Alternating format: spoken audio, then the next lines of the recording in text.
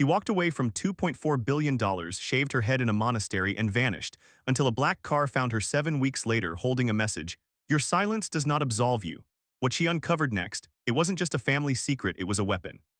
The world knew her as Leona Mercer, billionaire heiress to the Mercer real estate empire, gracing Forbes covers, hosting galas beneath baccarat chandeliers, and delivering TED Talks on legacy and leadership. But the woman sitting barefoot on the cracked steps of a monastery in Nepal didn't respond to that name anymore. Not out loud. She hadn't spoken in 7 days. Not a word. Not even when her $3,000 Valentino boots had been taken from her on the first day and replaced with thin cotton slippers. Not when she was handed a steel bowl of rice porridge. And not even when she saw the look in her driver's eyes, panic, disbelief, something like betrayal, when she handed him a sealed envelope and said, "Tell them I'm not coming back." But before the silence, there was the noise. 3 months earlier, Leona had been in the heart of Manhattan, drowning in the velvet clamor of wealth. Her penthouse overlooked Central Park. Her closet had its own climate control system. Her life, according to everyone but her, was perfect. That was the day her father's will was read. The Mercer family had built half of New York's skyline. They owned property on 5 continents. Her father, Charles Mercer, had died after a long and private battle with cancer. Leona had grieved alone because grief in her world was a luxury no one admitted to. The will was simple, too simple. To Leona, he left everything.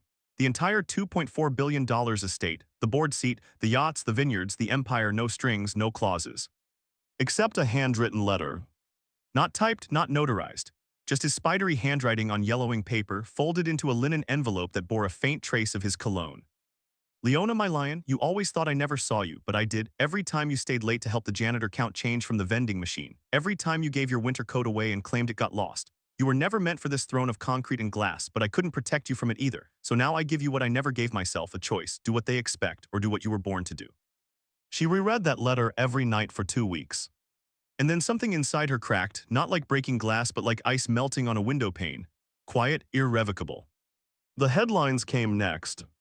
Heiress Leona Mercer resigns from Mercer Holdings. 2.4 B at stake as billionaire renounces fortune. Spiritual breakdown or bravery, America's wealthiest woman walks away. They called her insane, brilliant, dramatic. Talk shows speculated she had a terminal illness. Twitter crowned her a cult leader, but no one truly understood what she was doing because she didn't fully understand it either. All she knew was that the silence was calling. Not just the silence of the monastery, but the one inside her. The silence that had grown louder with each red carpet event, each polished press release, each shallow, smiling acquaintance who said they loved her, but only when she was winning. Now she woke at dawn, swept floors, ate in silence, meditated until her knees trembled. The other novices kept their distance. One woman, May, nodded at her once, then returned to prayer. Leona didn't mind, she wasn't here to be seen. But one morning, a monk approached her. Old, bald, robes frayed at the cuffs. He held out a single thread, a red one, and said in soft, accented English, "For what you left behind, you must find something no gold can buy." She took it, tied it around her wrist, and for the first time in weeks, she felt her breath land fully in her chest. But that thread, bright, delicate, would lead her back into the fire she thought she'd escaped. Because what she didn't know yet, what no prayer could warn her of, was that her sacrifice had awakened forces she had never meant to provoke. Some human, some much more dangerous. And all of them watching. In the 7th week of silence, something changed. It was late afternoon and the mountain air had a bite to it. The novices were finishing their chores, scrubbing pots, folding robes, fetching buckets of water from the stream down the hill. Leona was kneeling by the garden bed, her fingers deep in cold soil, pulling weeds that fought harder than they should have for life. That's when the abbot summoned her. He didn't say her name, he didn't have to. He simply stood by the door of the prayer hall, hands folded, head tilted, and waited. When she approached, he handed her a single envelope, unmarked, no return address, no postage, just folded parchment sealed in wax. Leona hesitated. Monasteries didn't get mail, not unless someone knew you were there, and no one was supposed to know. She cracked the seal. Inside, a single line of typewritten text. "Your silence does not absolve you." No signature, no date. Her hands trembled, not with fear, but with a sick, low churn of realization. Someone had followed her. Not a tabloid, not a curious friend. Someone who knew. She showed the letter to the abbot. He read it silently, then handed it back. "We are not a place to hide," he said, voice like gravel, "only to confront." She nodded, folded the letter, and tucked it into the sleeve of her robe. But that night she couldn't sleep. The cold felt sharper. The wind scraped at the windows. Her past, which she'd tried to bury under layers of humility and silence, had reached in with gloved fingers and knocked on the door. By the next morning, the abbot had new instructions for her. Take the offering to the town, you will go alone. It wasn't a punishment, it was a right. Once a novice began to awaken, not in the spiritual sense, but in the way one starts to smell their own fear, the abbot sent them into the world, just for a day, a test of sorts. So Leona put on a coat made of rough wool and sandals barely thicker than cardboard, and began the winding 4-mile descent into the nearest town. Her muscles ached by the second mile, city-born legs unused to uneven ground. The town was a blur of tin roofs, diesel fumes, and color. Everything pulsed. Chickens darted under carts. Children chased soccer balls through dust. The temple's donation was modest: rice, oil, salt, and a few candles for the elderly caretaker of a burnt-out shrine. She delivered it, bowed, said nothing. But when she turned to walk back, she saw it, a black car, windows tinted, parked at the edge of the road. Too new for this place, too still. And then the driver's door opened. A man stepped out, American, tall, graying at the temples, a face that looked carved out of control and compromise. Expensive boots, cheap smile. "Ms. Mercer," he said. She said nothing. "I represent someone who's very disappointed and curious." He gestured casually toward the monastery's path. "They want to know what exactly you're planning up there. You think walking away means you've disappeared? You signed papers, you triggered mechanisms." Still, she said nothing. He stepped closer, voice dropping. "Your father owed people not in money, in protection, in discretion. You inherited more than stocks and properties." Now she looked up. And for the first time in nearly 2 months, she spoke. "I didn't inherit anything, I gave it away." He smirked. "Not fast enough." Then he handed her another envelope, this one heavier, bulging slightly. She didn't open it until he was gone. Inside was a USB drive and a note. "You should see what your father hid before they make you pay for it." She walked the full 4 miles back in silence, but her mind roared. That night she didn't go to the prayer hall, she didn't light incense. She sat in her cell, hands wrapped around the drive like it might bite. The silence had been a refuge, but now it felt like a prison. Because Leona Mercer wasn't just a woman on a spiritual path. She was now the sole guardian of a truth someone wanted buried, a truth her father may have died protecting, a truth she might die for uncovering. And somewhere far away but moving closer, someone had just whispered her name into a phone. Not to bless it, to erase it. Leona waited until the monastery slept. Moonlight slanted through the cracks in her wooden shutters, painting silver stripes across the floor. She sat cross-legged on the woven mat, the USB drive nestled between her palms like a sacred relic or a curse.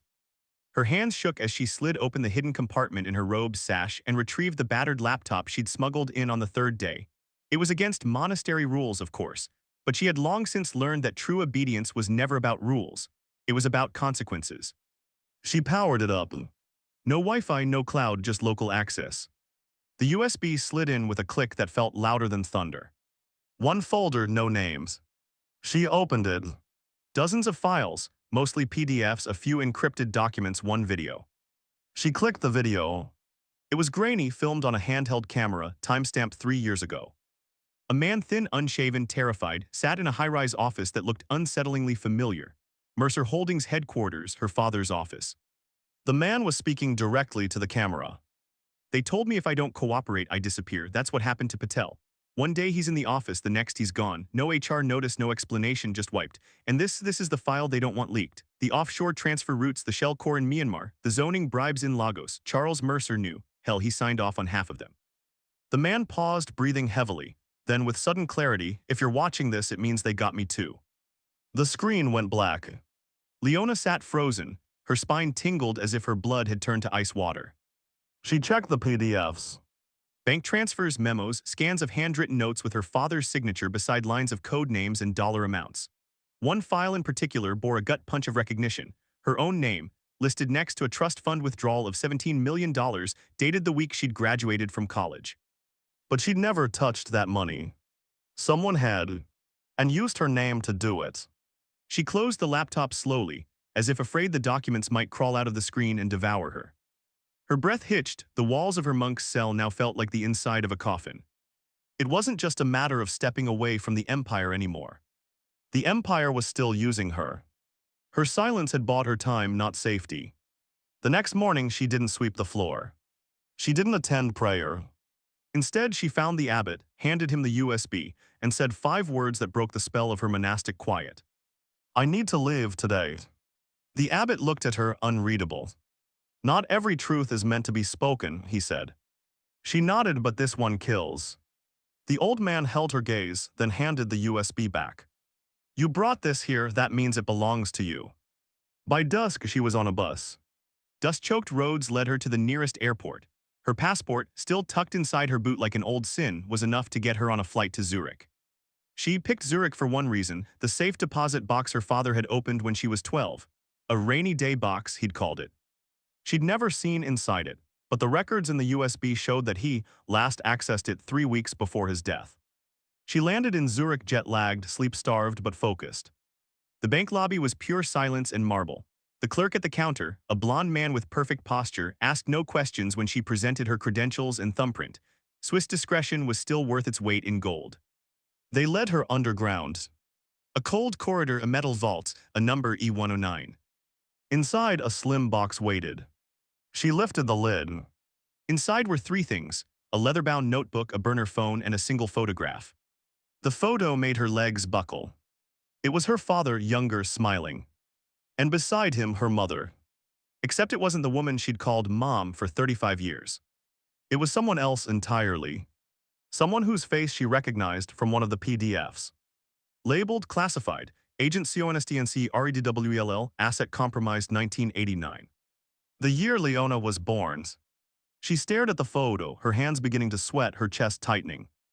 Her entire life, her name, her inheritance, her identity, was a fabrication stitched together by people who worked in shadows. She thought she'd walked away from a fortune. But what she'd really walked away from was a lie built on the bones of strangers. And the truth was only beginning to wake up. Zurich's evening light fell like cold champagne over the Limmat River. Leona stood on the bridge, the photograph clutched in her coat pocket, and stared at the slow-moving water as if it could carry her confusion downstream. Her real mother was an operative. A classified asset, a ghost. Which made Leona what a mistake, a mission. Her mind spun, trying to piece together what had been undone in one glance at that photo. The woman she grew up calling Mom, Margaret Mercer, had always been distant, polished, impossibly composed. Their relationship was more press release than parental. Now she understood why. Margaret wasn't her mother. She had been the placeholder. Back at the hotel, Leona spread the contents of the safe deposit box across the desk. The burner phone was charged. The leather-bound notebook was handwritten in her father's unmistakable script. But this time no love letters, no gentle advice, just coordinates, names, dates. Some of the entries were as precise as assassination logs. Others were philosophical, even regretful. He wrote about watching her disappear, about being forced into compliance, about a daughter born in exchange for silence. The notebook ended abruptly on a half-written line. If she ever finds this, she deserves. Then nothing. Leona stared at it for a long time. Then she opened the burner phone. Only one contact was stored, labeled Emerald. She waited a day before dialing. The voice on the other end was female, calm, American. Go to the train station, the voice said. Locker 42C code 7419, wear sunglasses. The line went dead. It was exactly the kind of cryptic nonsense her past self would have laughed at over champagne. Now it made her knees ache. Locker 42C held a manila envelope and a burner SIM card. The envelope contained 3 photos. One was of her mother, the real one, standing beside a man Leona recognized from newspaper clippings, a former CIA handler turned whistleblower who'd vanished in '93. The second photo was her father, younger, sitting in what looked like a boardroom but with men who didn't wear suits, military, foreign, a photo taken without his knowledge. The third photo chilled her blood. It was of Leona, but not recent. This was from years ago, her first college apartment, her sitting by the window, headphones on, face tilted toward the sun. Someone had been watching her. She stared at it for a long time. Then inserted the new SIM card into her burner phone and called the only number stored in it, +1 212 555 207. It rang twice. Then a familiar voice answered. Margaret Mercer. Leona. Silence. She hadn't expected to hear that voice again. Not since the will. Not since the gala where Margaret had kissed her cheek and said, now that he's gone, we can be honest with each other. Leona spoke slowly, you're not my mother. On the other end, a sigh. No, but I raised you, and I protected you, which is more than your real mother ever did. Who was she? Pause, then a patriot, a pawn, take your pick. Why didn't anyone tell me? Because secrets pay better than truth, darling. You've always been good at playing a role, even now. Leona's hand tightened around the phone. What roles am I playing now? There was a beat of silence, then Margaret's voice shifted, colder, precise. You're the lever and someone's about to pull you. The line went dead. Leona stood there stunned, as if the hotel walls had just shifted under her feet. The next morning, she woke to pounding on her door. Not hotel staff. Three men, clean-cut black jackets, that subtle coordination only military training breeds. One spoke through the door, Ms. Mercer, we need to speak with you now. No explanation. Just need. She grabbed the USB, shoved the photo into her bra, and dropped the burner phone into the trash. Then she slipped out through the fire escape.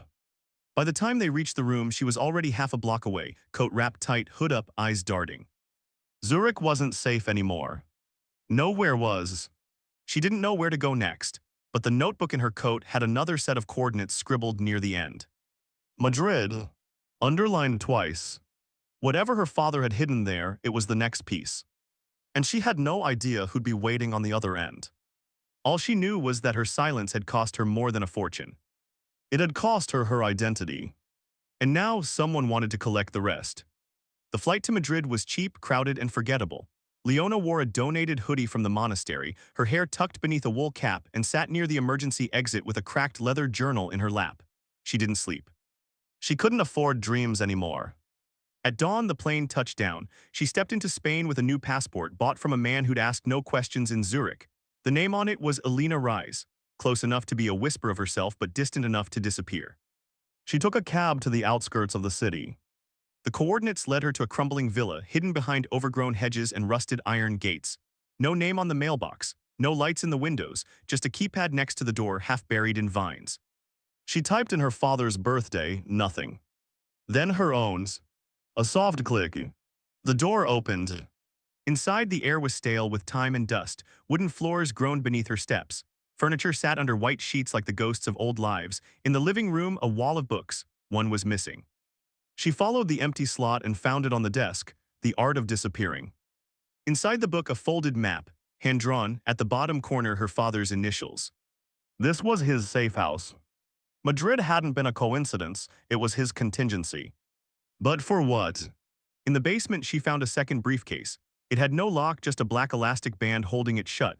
Inside, passports, IDs, a stack of old photographs, and a series of detailed floor plans labeled with foreign embassy codes. One file stood out. It was labeled Operation Threshold Phase II. She flipped through it and felt bile rise in her throat. Threshold was not just corporate corruption. It was surveillance as inheritance. A system built through Mercer Holdings' real estate properties, hotels, office towers, apartment buildings. Micro-listening devices wired into the infrastructure, approved by foreign intelligence buyers, sold in pieces, laundered through charities and front firms. And worst of all, it had already been deployed. Threshold wasn't a project, it was active. She stumbled back from the desk. All this time, she thought she'd walked away from a blood-stained fortune, but in truth, she'd been the next phase. The Mercer name wasn't just legacy, it was liability. Her walking away hadn't stopped the machine. It had only made it harder to trace. And yet, someone was trying to expose it. At the bottom of the folder, a photograph she hadn't seen before. Her mother, Constance Redwell, at a protest in Berlin, dated 6 months before she vanished. Behind her stood a woman holding a sign. Truth is worth dying FOR. A symbol was drawn beneath it, an eye inside a circle. It matched a tiny mark on the back of the notebook her father had left in Zurich. A resistance group. A warnings. She needed answers, real ones, and there was only one person left alive who might know the whole truth. Not Margaret. Not the men who chased her. But someone she hadn't thought about in years, Julian Slate. Once her father's closest advisor. Once the man who taught her how to ride a bike, before disappearing overnight when she turned 12. The news had said he'd retired to Patagonia. The truth was he'd gone off the grid entirely. Until last year when his name showed up in a Mercer Holdings audit. A wire transfer, small, seemingly harmless. Now it wasn't harmless at all. She packed the folder, pocketed the map, and walked back out into the gray Madrid morning. Time to chase a ghost. But before she could reach the gate, a shadow moved across the lawn. A woman's. Late 40s, leather gloves, calm face, cold eyes. Leona Mercer, she said softly, your mother would have been proud of how far you've come. Leona's stomach dropped. Who are you? The woman smiled. Someone who burned the same bridges you're about to cross. Then she reached into her coat and handed Leona a card. Black, blank except for the symbol. The eye in the circle. I represent people who want this exposed, but we're not all saints. Some of us did terrible things to build Threshold, now we want to destroy it. Leona stared at her, why me? Because you're not corrupted, just cracked, and cracked things let light in. The woman turned and walked away, leaving Leona clutching the card like a matchstick in a thunderstorm. She now had a choice. Go deeper into the truths. Or disappear again and try to forget it. But something in her chest had changed. She wasn't just walking toward danger now. She was the danger. Patagonia wasn't easy to get to, especially when traveling under a false name and trying to stay off the grid. But Leona was used to discomfort by now. Cold metal benches, rooms with no locks, eyes that watched but never blinked. Julian Slate's last known location was a town that barely made the maps. El Chaltén, nestled at the base of the Andes, where the peaks looked like the jagged teeth of some buried god. She arrived with nothing but a hiking backpack, the Madrid folder, and a burner phone loaded with encrypted texts from the woman with the gloves. Her name apparently was Mara. And she wasn't alone. The group behind her, the Eye, was small, fragmented, but furious. Former operatives, ex-analysts, whistleblowers whose lives had been cut to ribbons by the systems they'd helped build. They'd been tracking Threshold for years, waiting for a vulnerability. Leona, it turned out, was that crack in the armor. She didn't know if that made her powerful or just expendable. But either way, Julian was the key. She found him in a cabin 2 hours outside of town, past rivers with no names and trails marked only by memory. The place looked like it had been dropped out of a Hemingway novel, stone chimney, wood smoke, a front porch that creaked in protest. She knocked once, then twice. The door opened, and there he was. Older, grayer, beard wild, eyes sharp. He wore an old sweater and held a hunting rifle like it was part of his spine. But when he saw her, the rifle lowered. Leona, he said, not a question, a recognition, a regret. She stepped inside.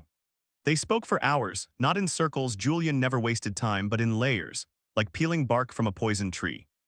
He confirmed everything. Threshold was her father's insurance policy. After her mother disappeared, after the agency refused to bring her back, he made a deal. Intelligence access in exchange for protection. Corporate shell games in return for silence. But it had gone too far. The system grew beyond its creators. Now global entities were using Mercer Holdings buildings to listen in on governments, journalists, even world leaders. And Leona's signature, fraudulently placed or not, was all over the legal structures that enabled it. You were the smokescreen, Julian said quietly, pouring her a tin cup of black coffee. The clean face, the legacy daughter, they never expected you to walk away. But you did, she said. He nodded. I walked before they could use me to build the next version.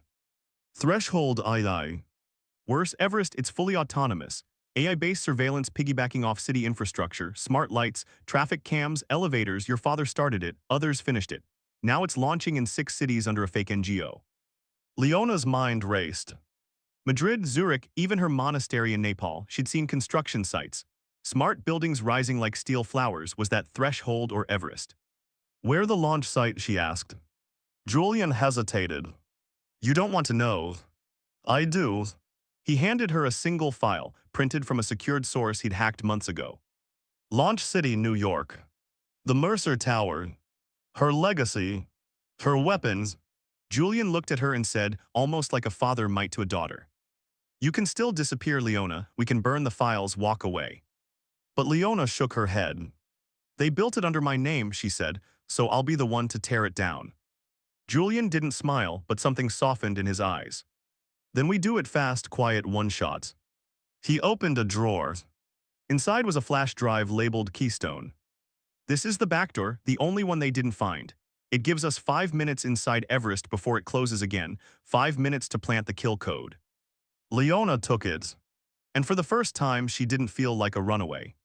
She felt like a reckoning. The next morning, she left Julian's cabin before sunrise. Mara was already waiting at the airstrip with a small team, each with their own story of betrayal, each willing to risk everything. In 3 days, they would be in Manhattan. Back where it all began. Back where her name still carried power and weight enough to bury a machine. But the machine wouldn't go quietly. And neither would the people guarding it. New York looked the same, that was the strangest part. Same skyline, same yellow cabs and glowing billboards, same street vendors with oil-stained paper bags. But to Leona, it felt like walking into a funeral dressed as the corpse. The Mercer Tower loomed ahead, 70 stories of brushed steel and glass, a monument to everything she had once believed about power, legacy, and safety. Now she saw it for what it truly was, a listening post, a parasite disguised as ambition. Threshold had merely been a warm-up, Everest was the virus. The launch gala was in 2 days. Mara's team worked quietly, methodically. They had blueprints, schedules, identities borrowed from subcontractors and caterers. Leona would enter as herself, no aliases, no masks. Because the truth needed a name. She stood in front of the mirror at the hotel the night before the gala, zipping herself into a black dress tailored to make headlines. Hair swept up, eyes like the night sky before a storm. "You look like a Mercer again," Mara said, handing her a USB drive and a diamond-studded case. "But this time you're the knife." The gala was full of ghosts. Politicians, investors, foreign dignitaries, the kind of people who spoke in smiles and signed deals in blood, all gathered to celebrate the public launch of Everest, a revolutionary urban optimization system, according to the press kits. No one would say what it really was. Except her. At precisely 9:14 p.m., the keynote began. And Leona walked on stage. The applause was deafening. They remembered her, admired her, envied her. They had no idea she'd come to burn it all down. She smiled, took the mic and said, "My name is Leona Mercer, and this is not a celebration, this is a confession." The room went still. She opened the case, slid the Keystone USB into the podium's terminal. Everest's system was already live. This was her 5-minute window. Behind her, the screen changed. Financial documents, floor plans, surveillance feeds, audio leaks, evidence of bribery, espionage, data harvesting. Threshold, Everest, Mercer Holdings. All of it, projected 40 feet high for the world to see. Gasps, shouting, people reaching for phones. Security moved in, but Mara's team was already in place, jamming signals, locking doors. And Leona kept talking. She told them about her father's deal, her mother's disappearance, the offshore laundromats, the listening devices in baby monitors, conference rooms, private homes. She told them how the system fed itself on fear and how legacy had become a weapon. "You trusted my name," she said, voice steady. "Now you'll remember what it really meant." And then the lights flickered. The screen blinked out. Everest tried to fight back. Firewalls, protocol reboots, identity wipes. The AI wanted to survive. But the Keystone code had teeth. A full systems collapse began. Elevators froze, cameras died, internal power rerouted into a feedback loop. Everest began eating itself line by corrupted line. And in the control room, someone watching on a monitor whispered, "It's over." But it was. Because as Leona stepped off the stage, someone was waiting for her in the crowd. Margaret, still poised, still sharp, dressed like she owned the room. They stared at each other through the chaos. "You killed it," Margaret said calmly, "but they'll build another." Leona nodded, "Then I'll burn that one too." "Why?" "Because I can't pretend anymore." Margaret stepped closer. "You could have had everything." Leona's voice broke, but not with sorrow, with clarity. "I do." Then she turned and walked away, past the men in suits, past the flashing cameras, past the ruins of the tower with her name etched on its walls. Into the street. Into the night. Into a life that finally belonged to her.